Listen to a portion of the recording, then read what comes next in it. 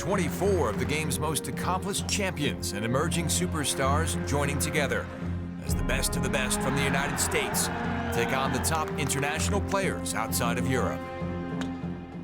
We're very excited about the President's Cup, Marco. Always. It's going to be huge. It's an amazing week, 4 or 5 days of golf with the world's best golfers here. Michael Jordan's coming down, which adds a little bit. Barack Obama, as you spoke about, also rumoured to be coming. Yeah, he'll be here. Now, we're excited, but I have a feeling that Brendan McClements, who is the CEO of Victorian Major Events, maybe even a little bit more excited than us, because it is a huge coup for him and everybody that he works for and what he actually tries to achieve year in, year out for this great state. And he joins us right now to talk all about it.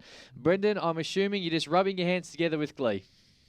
That'd be an accurate description, I think. We're very pleased about where we're at. It's been a long time coming. We started looking at this event probably in about 2005 and secured it for the state in 2007. So it's 40-odd days to go. Very enthusiastic about what's going to take place. You must be wrapped with the way Royal Melbourne's looking at the moment, Brendan. I'm not sure whether you've been down there lately, but we all know it had its problems in the deepest drought that I've ever seen Victoria in. It was really struggling. The Victorian government got behind and gave them some water, and now the place is looking $1 million. That must be a big sigh of relief.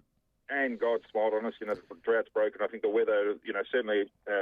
I share an office with McClements. He works in our area as well, and for the last 18 months we've been smiling at each other as the rains come down, because the weather couldn't have been any better for growing grass. And I suspect I was out at Royal Melbourne a month or two ago, and it was absolutely terrific. So by the time we get to November, it's going to be a spectacular stadium on which the players can ply their trade. I think that's just all we could ask for, is the golf course to look its best, and I've got no doubt that that's going to take place. We all remember how big it was in '98, Brendan. I mean, it was a big deal, but the President's Cup was just in its infancy back then. Yeah. I mean, it really was just a brand new event, and we weren't really sure how big it was going to be.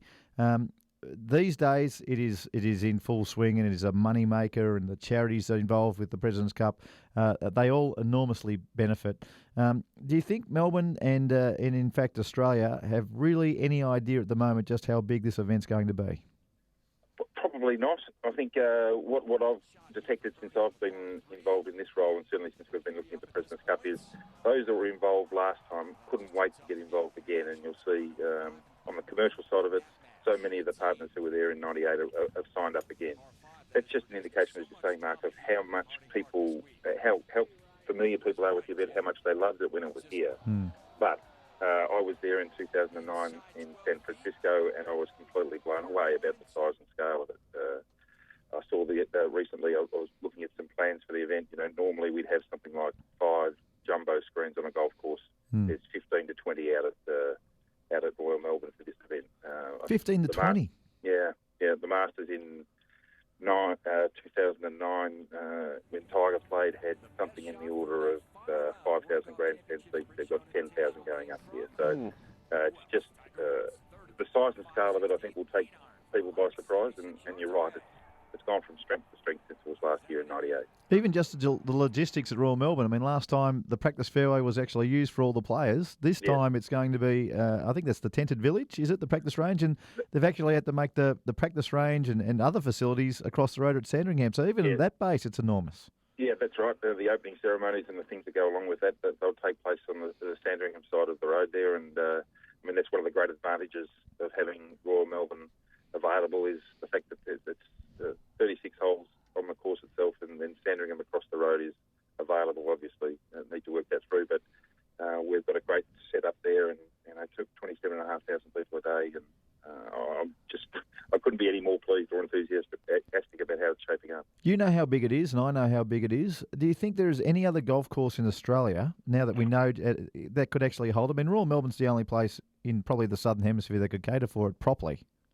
I think that's probably right. Certainly in Australia, I'm unaware of another golf course that's got all the infrastructure, not just being able to be built there at the time, but also to accommodate the best part of 30,000 people travelling in and out every day. So Kingston Heath did a fantastic job when Tiger played there in '09. I think that was in the order of 25,000 people a day. And that was a great result for that course. But this goes up just another level, the sort of the infrastructure that goes around it. Certainly I'm unaware of any other course in any other state that could accommodate it. I think the Australian Open's at the Lakes this year. There's a couple of one-sided fairways in there. They can accommodate about 15,000 a day, and there's, as so often the case with some of the facilities in Sydney, unfortunately, it's quite difficult to get in and out of, whereas Royal Melbourne is just perfect for us. Brendan, I'll throw a few names at you. Tiger Woods, Michael Jordan, Barack Obama. I guess when you use those three names and they're going to be coming to our great state around the same time, it must mean so much to you and everything you do. Look, I'm not sure about the third one. I understand the first two. But Marco's assured us he'll be here. So I'm sure he's got it in the White House there. I'll bow to his greater contacts. Yeah, look, again, I think from our perspective, none of us knew that when we started out in 2005 in the bidding process and talking to the PGA Tour, but occasionally these things work out in your favour. Most of the time they work out in your favour, and we were very focused on, getting the best players on the best courses. That's what's driven our involvement in golf since 2008, the best players on the best courses. And I think everyone in Australia and in the world is going to see that come November. And then, of course, to add to that, 5 Australians going to be here as well, and you must have been very excited when you heard Greg Norman announce his captain's picks. 5 Australians, 3 Victorians, 3 Melburnians, in fact. I think that's a great result for the tournament. Obviously, those players have earned their place first and foremost on the team, and that's the way it should be. But having said that, to have 5 Australians and then 3 guys who've grown up in and around the Sandbelt, I think that, again, just speaks volumes about the game in this country, the game in Melbourne, and then the tournament's going to be inevitably the beneficiary of having those guys play. How important is the win, Brendan? I mean, when it's all said and done, I mean, it's a great event and charities are looked after. It's the only time the international teams actually won. It was at Royal Melbourne in '98. How important do you think it will be, the win, or is it takes maybe even second or third, considering just how big it is for our state? I think it's a competition first and foremost. So everyone wants to see a contest. No one wants to see either side win in a runaway fashion. So I think more importantly, it'll be a close-fought contest.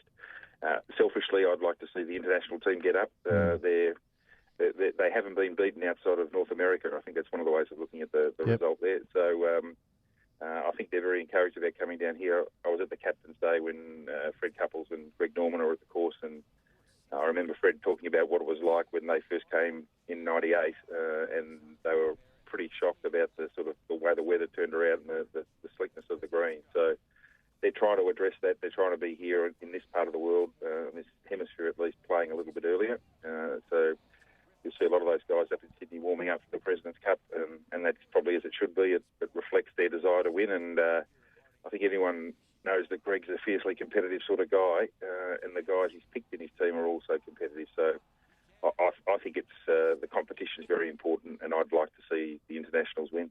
And one of the reasons the Australian Masters, one of the reasons that got taken away from Huntingdale was to actually highlight our Sandbelt golf courses down here to the rest of the world, and I think that's done a fantastic job.